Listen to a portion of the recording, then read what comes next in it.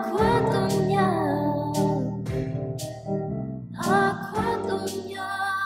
Bonjour, c'est Vincent de l'école de plongée Aquadomia à Marseille, Parc National des Calanques.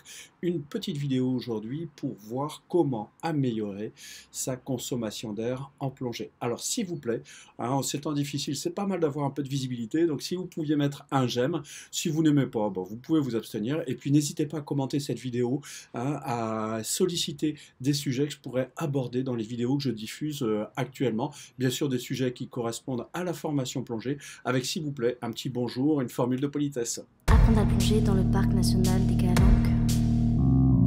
Devenir moniteur de plongée. Changer de vie, devenir pro de la plongée loisir. Se former sur les épaves de la Méditerranée. Découvrir la biologie sous-marine. Devenir plongeur, tech, devenir plongeur, recycleur.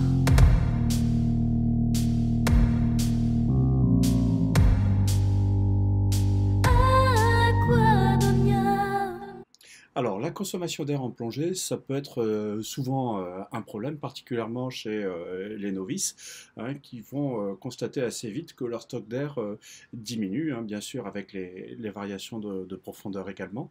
Et alors, le but de la vidéo du jour, c'est de voir 4 astuces pour justement réduire cette consommation d'air. Alors, la première astuce va porter sur le lestage et l'ajustement de la flottabilité. La deuxième astuce va porter sur la configuration de votre équipement. La troisième astuce, ça va être sur l'utilisation de vos palmes. Et la quatrième astuce, sur la façon de vous concentrer. Alors voyons maintenant la première astuce.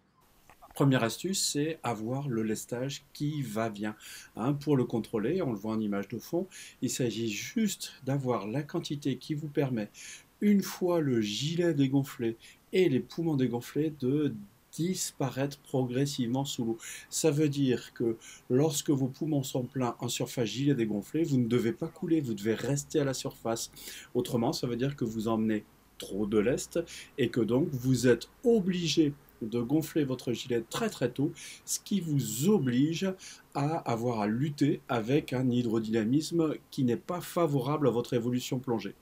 Donc on en vient logiquement à la deuxième astuce. La deuxième astuce, c'est tout simplement d'avoir un équipement qui soit bien configuré, c'est-à-dire peu de choses qui dépassent, parce que là aussi, plus vous avez de choses qui dépassent, qui vont dans tous les sens, et bien plus votre hydrodynamisme est perturbé. Donc avoir un équipement homogène, sans protubérance, de façon à faciliter votre pénétration dans l'eau. Troisième astuce, c'est la propulsion. Donc, et là, ça rejoint aussi le trim, c'est-à-dire qu'on voit beaucoup de plongeurs se déplacer comme ça, avec une inclinaison comme celle-ci, ce qui a deux incidences. Première incidence, c'est ça a tendance à soulever le fond et donc à amoindrir la visibilité. Deuxième incidence, c'est que quand on est comme ça veut dire qu'il y a une partie du palmage qui sert à ajuster votre flottabilité. Donc ça veut dire que les gens qui palment comme ça ne sont pas vraiment en flottabilité neutre. Et donc ça veut dire que j'utilise une partie du palmage pour me mettre en flottabilité et donc je consomme davantage. Donc le palmage, on va plutôt apprendre le frog kick, qui consiste pour lui à être vraiment en flottabilité nulle et à se déplacer comme ceci. Ça c'est un palmage qui est super parce que ça permet d'éviter de soulever le fond. C'est d'ailleurs le palmage qu'on voit en plongée tech, mais qui généralise à la plongée loisir tout simplement parce que ce palmage est protecteur de l'environnement. La quatrième astuce, c'est la préparation et la concentration. Je vois trop de plongeurs qui s'équipent, qui se préparent trop vite et qui sont tout essoufflés dès qu'ils vont dans l'eau.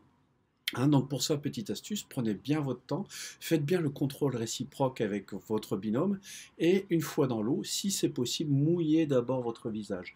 L'eau sur le visage a une conséquence, c'est de réduire votre rythme cardiaque et donc de vous mettre déjà en configuration d'économie.